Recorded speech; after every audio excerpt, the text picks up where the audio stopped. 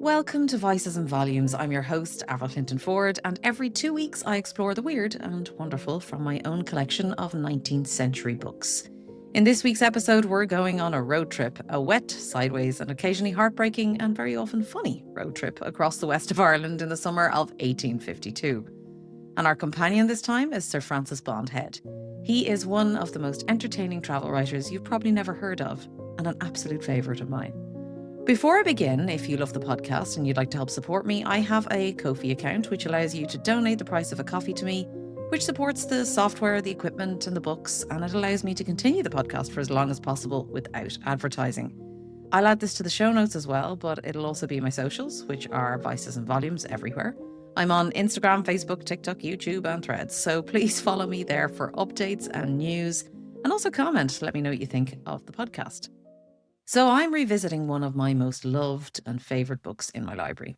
It's A Fortnight in Ireland by Sir Francis Bond Head. I have the American edition. It's a small and very unassuming book, just a brown cover with Putman's Library stamped on the side of it. And I keep revisiting it time and time again. I think I'm probably on my fourth or fifth time reading it. So Bond Head himself was a 59-year-old retired soldier and former Lieutenant Governor of Upper Canada. And he had spent several days in Dublin before deciding on his route. I did cover the Dublin section of this book in a previous episode, but today we're going to follow him west. When Bond Head set out to plan his tour, everyone around him had recommendations. Go to Cork, go to Belfast, go to Killary. He thanked them all warmly, and as he puts it himself, in the secret chamber of his mind, he quietly made a very different decision entirely.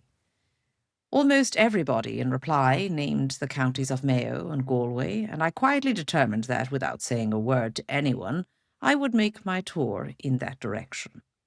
He wanted to go where the poverty was worst. In the summer of 1852, 5 years after the worst of the famine had passed, but while the countryside was still bleeding from it, that meant the west of Ireland.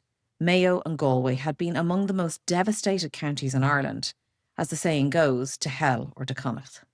Christine Keneally in The Great Calamity 1994 documents how the western seaboard counties suffered a perfect storm. Dense pre-famine population, near total dependence on the potato, and the absentee or indebted landlordism. By 1851, Connacht had lost over 28% of its population, some to death and the rest to the boats. Bond Head had also secured what he called a firman, a general order from the Chief Constabulary Office in Dublin, directing the entire force to give him all possible information and assistance.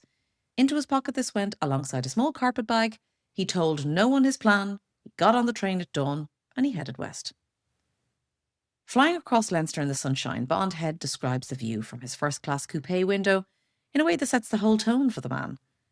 A quiet study with a large plate glass window, contemplating not little bits of painted canvas, but Ireland itself, passing in review, with growing crops, living cows, sheep, goats and horses grazing, swine rooting and an Irish lamb gambolling, and in its immediate neighbourhood, lying on the green bank, an Irish child, the loveliest of ornament of the soil on which it slept. At 50 miles out, the train stopped in Mullingar, which Bond Head surveys in one efficient sweep. A substantial jail surrounded by high walls, a courthouse, extensive barracks and a handsome Roman Catholic chapel on an elevated site. A nunnery, a union workhouse, and a variety of other, he writes, civilised comforts and luxuries. Then he travels on to Athlone, where the Shannon divides the town of the counties of Westmeath and Roscommon. He steps down from his coupe into a crowd and immediately becomes the object of every boy at the station who wants to carry his carpet bag. He can only give it to one. The others follow him hopefully, as if he might produce another carpet bag. One turns to the successful candidate and shouts, "Will you pick the man's pocket?" There is no reproach in Irish life, you sense, like the reproach of missing a commercial opportunity. From Athlone he joins a public car heading towards Tuam. Here he begins his sustained, heartfelt and entirely reasonable grievance against the Irish jaunting car. The design placed passengers in 2 rows sitting back to back, their legs dangling off the sides with little to grip onto, the whole body jolting sideways at the mercy of whatever the road decided to do. No one faced forward, no one could comfortably face anything. Whoever invented this arrangement, Bond Head writes, grievously annoyed him the whole time he was in Ireland. as irritating to his eyes as the sound of setting a saw to its ears. William Makepeace Thackeray had also made the same complaint 9 years earlier in the Irish Sketchbook, and every other English visitor who encountered the jaunting car seemed to arrive at the same conclusion. There was no dignified way to be on one. Bondhead's solution was to scramble up beside the driver, which solved the problem of direction while creating an entirely different one. The driver's box had no real room for two, so his Siamese companion, for that is how he describes the bony man of 55, now pressed hard against him, essentially shared his body for the next several hours. The iron rail dug into Bondhead's left thigh, and he consoled himself with the reflection that he was probably the only person travelling through Ireland who was not taking a one-sided view of the country and having his brains rattled in his skull. His companion turned out to be one of the best talkers in the book. The conversation quickly turned to religion, and Bondhead said it was a great pity there should be so much unkindness of feeling on account of it. The driver replied, "That's all. It's just a difference in religion that's ruining us all. A man should be allowed to remain in the religion of his father. I've remained in the religion of my grandfather, and ought not to be interfered with. Almighty God. I live under the blessing of the Almighty God. Praise be to his holy name. The Almighty God can relieve men of all religions." Then, cutting his near horse sharply with the whip, he points to the crops on either side and tells Bondhead they're blessed with the best landlord in all of Ireland. Bondhead doesn't name him. The man remains anonymous in the text. The driver details the various kindnesses, during which they pass a barefooted woman carrying a large black tea kettle. On the nozzle, she stuck a raw potato to keep the milk from jolting out. Bondhead asks, "What's she carrying?" "Milk," said the driver, and says nothing more. Bondhead intentionally chooses to travel west to discover Ireland's poverty in his own way, and there were signs of it everywhere. At Ballinasloe, the car crosses a small stream called the Suck, the boundary between Roscommon and Galway. Almost immediately he is struck by that afflicting spectre that almost without intermission haunted me through the whole remainder of my tour, namely stout stone-built cabins, unroofed for the purpose of evicting therefrom their insolvent tenants. The legal process he later describes, and it was precise. A sheriff's writ forwarded to the constabulary, a party standing under arms. Every household article was turned out, every pot, every mattress, every stick of furniture, and then the building was unroofed. This was called levelling, or by part of the Irish press, the Crowbar Brigade. Roofs were removed specifically because a roofless building could not be legally reoccupied. Families who came back and tried to shelter against their own walls could be removed again immediately. By 1851, the census confirmed 281,104 fewer inhabited houses in Ireland than in 1841. The famine had technically ended. People were no longer dying in the streets, but Bondhead records what it leaves on surviving bodies, on whose countenances, he writes, there was indelibly imprinted the word famine. Their system had never recovered from the pressure to which it had been subjected. By the side of the road were enormous heaps of useless road metal broken under parliamentary grant, the public work scheme that kept the starving employed, even as they died at the job. And beside these piles of broken metal are piles of dirt where bodies are buried. A Dublin physician tells him, "Hundreds of patients were brought in to our Dublin hospital starving. A mutton chop or a glass of porter would have been to them like the shot of a pistol. We were obliged to nourish them gradually, homeopathically. In the space of a fortnight, the stomach recovered its tone, and we were rejoicing at the result when, by a sort of explosion, they died of typhus." Keneally's research in Poor Law Union medical records traces this pattern across multiple counties. It was a tragic problem with the reintroduction of food, a terrible trajectory that played out across the West. It's not just the starvation in roofless homes. While he's at Ballinrobe, Bondhead observes the effects of poverty on the clothing of the people as he shelters in his inn window from the rain, and watches a group of men and boys in the street. He cannot decide whether the clothes began life as blue cloth or thick flannel. The trousers, usually of dark cloth, literally and without exaggeration, looked as if they had been borrowed for half an hour by somebody who had filled them with rats that had then been baited with a Skye terrier, who, to get hold of the vermin, had not only bitten pieces out of the garments, but in many instances literally torn them to atoms. And yet, how painful it is to reflect that the most astonishing part of the enigma I have just described is that every one of those apparently degraded beggars has under his rags as much intelligence, ingenuity, ability, and affinity with more wit than his smock frock peasant of England or the decently clothed labourer of Scotland. He paints a great picture of the poverty contrasted against the riches as he travels, visiting many police stations and witnessing the quality surroundings that the Crown funds, whitewashed walls well provided for constables in comfortable bedding, and after one of these visits, he then walks uninvited into a cabin near the police station. He sits down beside a young woman feeding a child at a red peat fire and waits for his eyes to adjust to the smoke. A great pig lies on his side, entirely unbothered by Bondhead's arrival. Then, in the far corner, something he first mistakes for a bell rope, gently vibrating. On watching it attentively, I discovered it was the tail of a donkey that over his fetlocks, in what I will only describe as the generic term muck, was quietly munching in a corner of the room. What a contrast, I said to myself, to the bright steel scabbard I was looking at 5 minutes ago in the police station. He doesn't just visit cabins and police stations, but he also looks in on the system that was there for the poor. The Irish Poor Law of 1838 established workhouses on an explicit principle. Relief was to be made less attractive than the worst conditions outside, so that only the truly destitute would enter. Peter Gray in Famine, Land and Politics 1999 traces how this logic, inherited from the English Poor Law reforms, shaped institutions where families were separated on admission, men, women and children housed in different wings and forbidden from mixing. Personal possessions were surrendered, institutional clothing was issued, Indian meal, gruel, butter, no supper. Floors scrubbed 3 times a week, walls were whitewashed every 6 weeks, perfectly clean and profoundly terrible all at the same time. And most people would rather starve on the outside than enter one. They were almost as bad as prisons, and the poor were supposed to be grateful for that. Bondhead visits a workhouse at almost every major town. At Ballinrobe, he records the population in a column. January 1850, 4,400 inmates. 1851, 3,400. 1852, 1,670.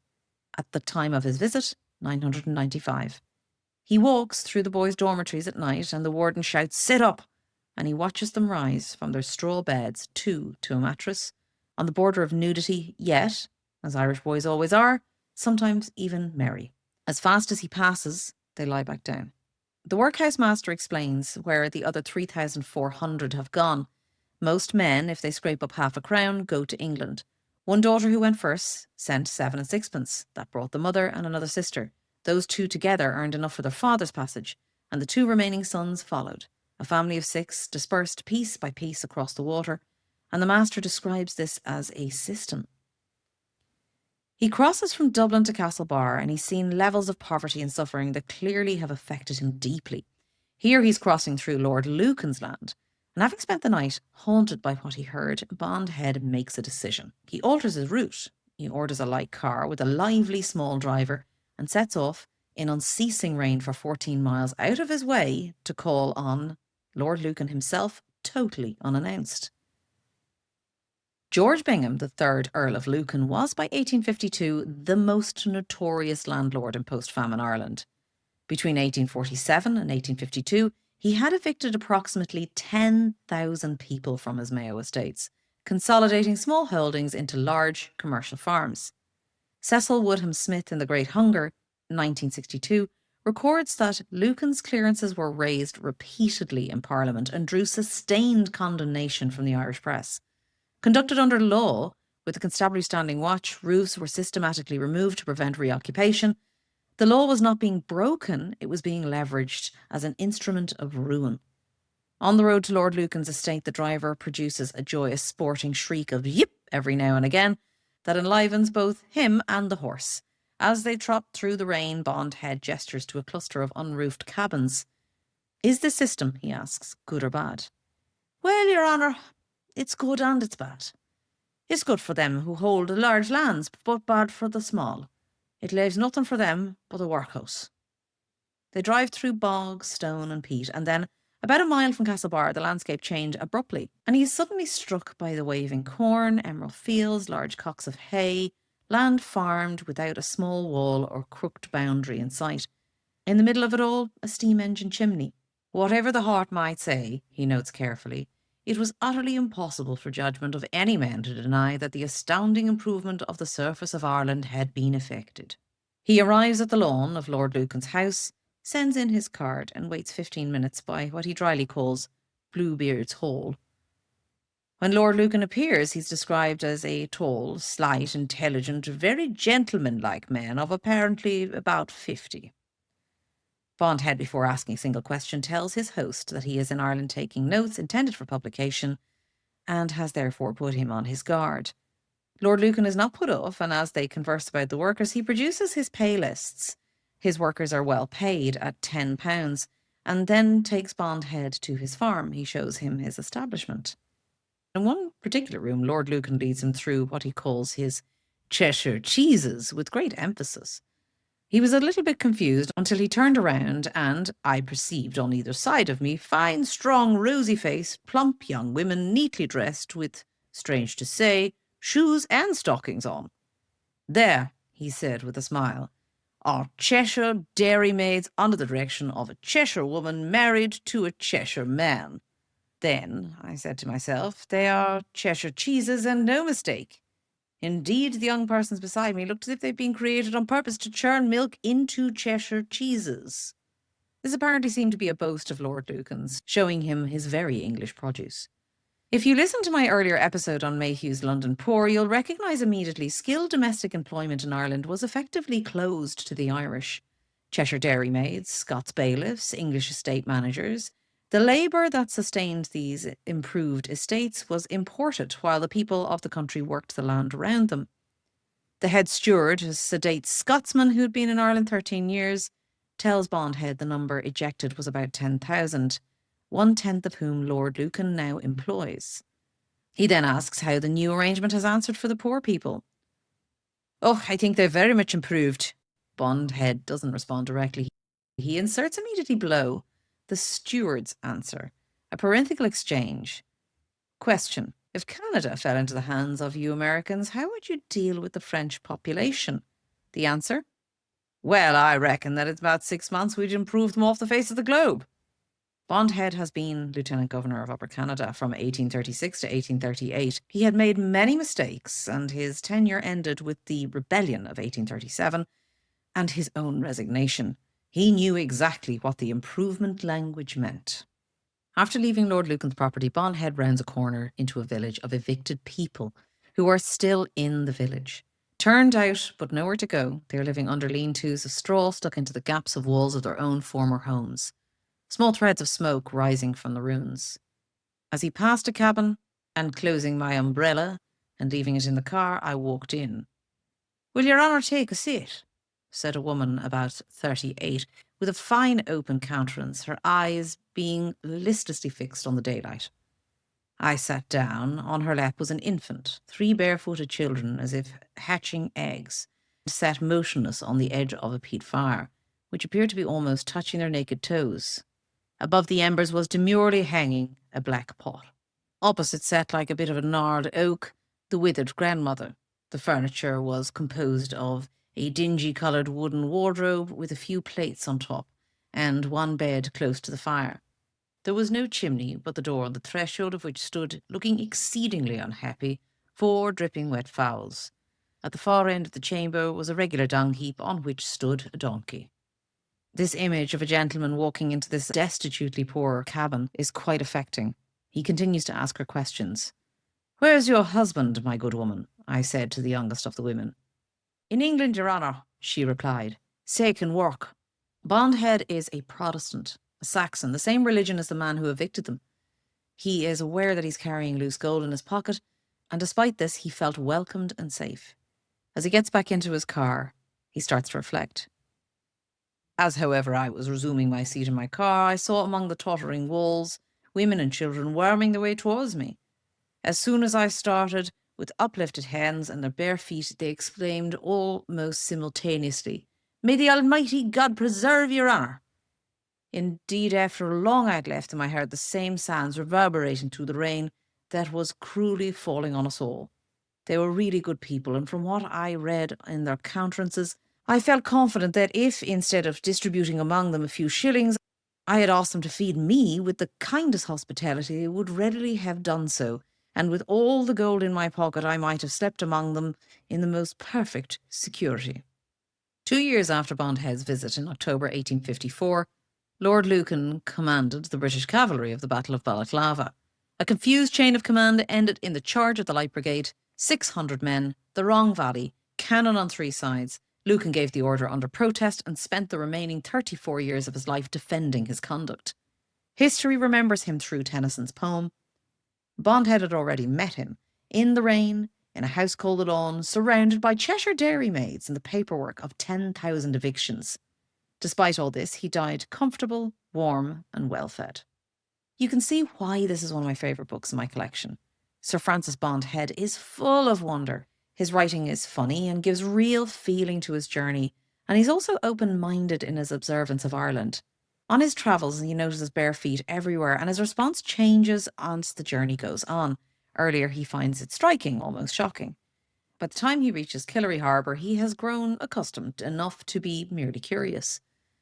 Thackeray actually noted the same thing in the Irish Sketchbook in 1843, and my episode in Mayhew's London Poor, we also saw the same astonishment from English observers encountering Irish migrants arriving barefoot in the capital.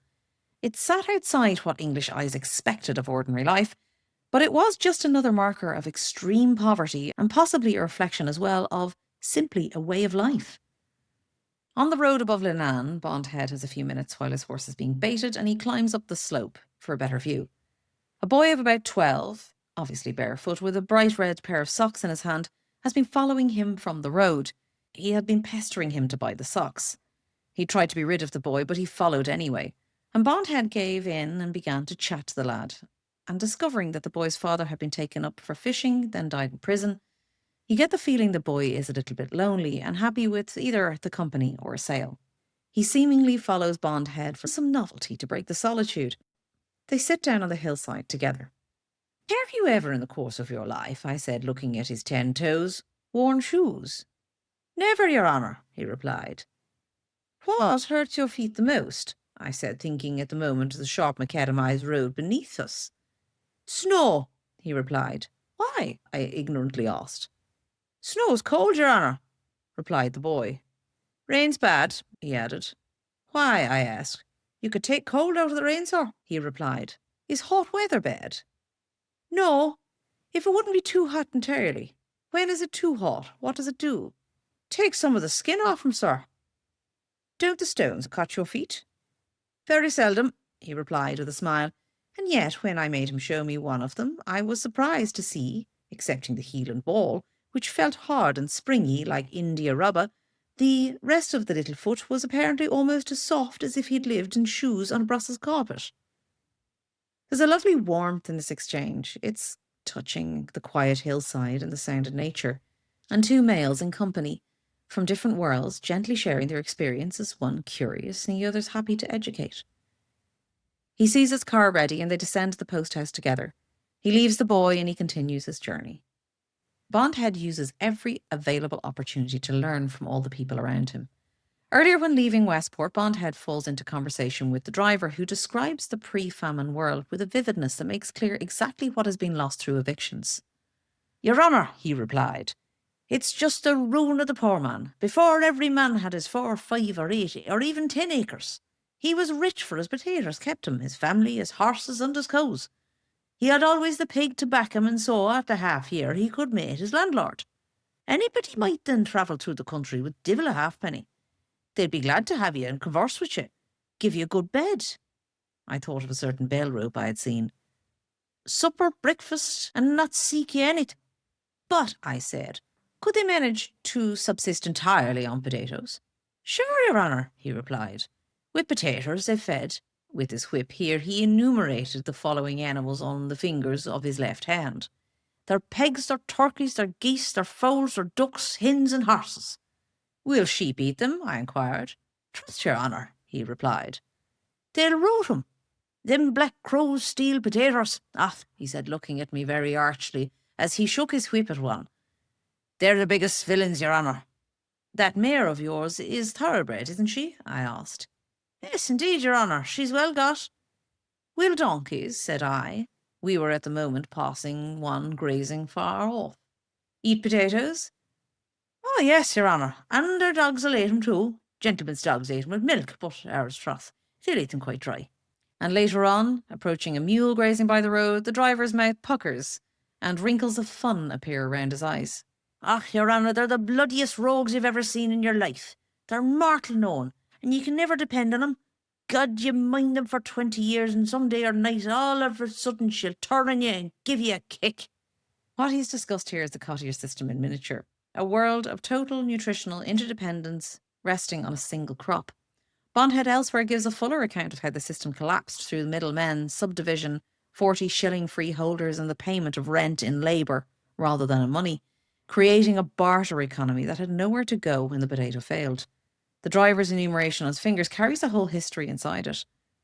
Begging children follow Bondhead at every stop, and at almost every car change post, small boys and girls in red petticoats with outstretched hands and socks to sell, sometimes just extending their palms. He's followed for miles at a stretch. Thackeray recorded the same in 1843, and he was a little bit incensed by it. But the difference is that Bondhead rarely produces outrage. He produces curiosity and sometimes comedy. One of the funniest scenes in the book happens between Clifton and Oughterard. Bondhead has car and horse change at the post house. I now return to the inn where I found waiting for me a car that had once been black, a new driver in a hat that appeared to have been severely crunched, and a little lean, wiry, thoroughbred pony wearing a straw collar, a bridle with only one winker, and a belly band loose enough to have admitted a small child's body. On assuming my seat, with my eyes, as usual, exactly at right angles to the line of draught, I was accosted by 2 or 3 beggars. "Dis, your honour, want a lobster," exclaimed to me a very fine-looking woman of about 30. "Beautiful, jumping and alive." And as there was nothing in their appearances or language that happened to strike my fancy, I said to the driver, "Now then, my man." At the little horse's head I had observed a man standing, apparently as if to prevent his startling forward too hastily. I soon found out, however, that it was diametrically for the opposite purpose, for as soon as the little creature received a slight touch with the whip, instead of taking me, as I desired, eastwards, he began back due west. Off jumped the driver, and with his round red face towards the Occident, he pulled the bridle with all his force, and in an instant the car was surrounded by men, women, lobster included, and children, all of whom had either something to exclaim or something to prescribe.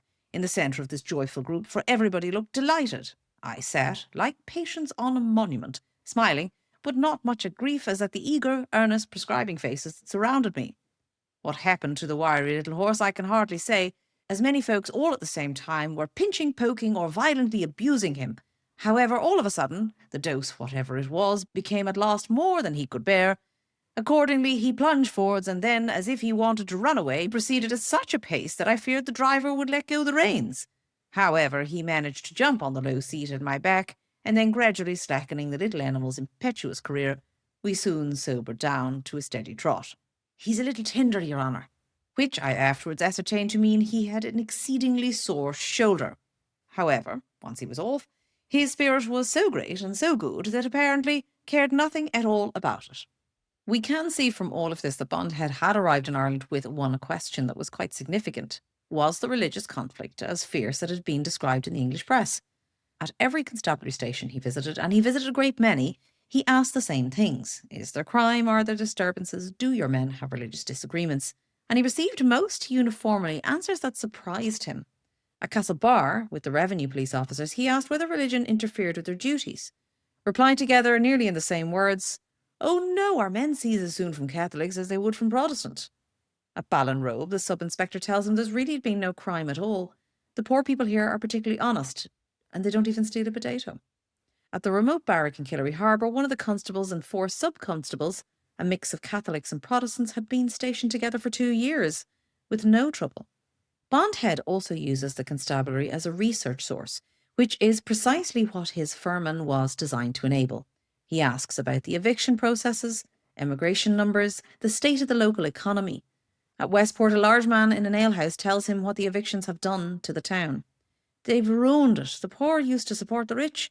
Now that the poor are gone, those rich shopkeepers are all failing. The town is full of empty shops, and after all, the landlord himself now is being ruined. The assumption of the English political commentary was that clearing the poor from the lands was a rational economic improvement. What Bond Head kept hearing was that the poor, with their pennies at market days and their custom for tea and cloth and metal, had sustained local economies that could not function without them. The question of religion becomes the most complex in the superism controversy. During the famine, Protestant missionaries had provided food relief alongside Protestant doctrine. The Catholic priesthood called the resulting conversions the stir about religion, a change of faith acquired with the meal. Bondhead records the spread of Protestant churches throughout Westport, Clifton and Oughterard with a careful detail and no obvious discomfort. What he thinks he largely reserves for Part 2. Irene Whelan in the Bible War of Ireland 2005 documents how organised missions in Connacht created genuine lasting polarisation. With Catholic clergy actively preventing congregation members from interacting with Protestant relief workers. Bondhead records that both the conversions and the organised opposition to them without quite seeing the same thing in each. On the road just beyond Westport, passing a large new Protestant church being built at a lakeside, his driver says, "That's for what we call jumpers. But if the potatoes would return, they'd come back. They would indeed, Your Honour." This is the same driver who said earlier that the man should be allowed to remain in the religion of his father, that the Almighty God can relieve men of all religions. He holds both things at once, his own faith settled and a plain-spoken understanding of what desperation does to doctrine. Bondhead writes both down. He does not resolve them. That work, if he ever did, is in Part 2. What Bondhead expected from Ireland, formed by English newspapers and political debate, was animosity. What he found instead, repeatedly and in places he most expected it, was openness. He sat in lean-tos with evicted women and received blessings. He called on the most difficult landlord in Mayo and was received immediately. He walked into cabins uninvited and was offered stools. He asked the constabulary at every stop if he had trouble with the people. "The people are particularly honest," they told him. "They don't steal even a potato." He closed his account of the tour with not a verdict but with arithmetic. The numbers he has been assembling throughout his journey set in a column. From 1841 to 1851 upwards, of 1.5 million have left Ireland.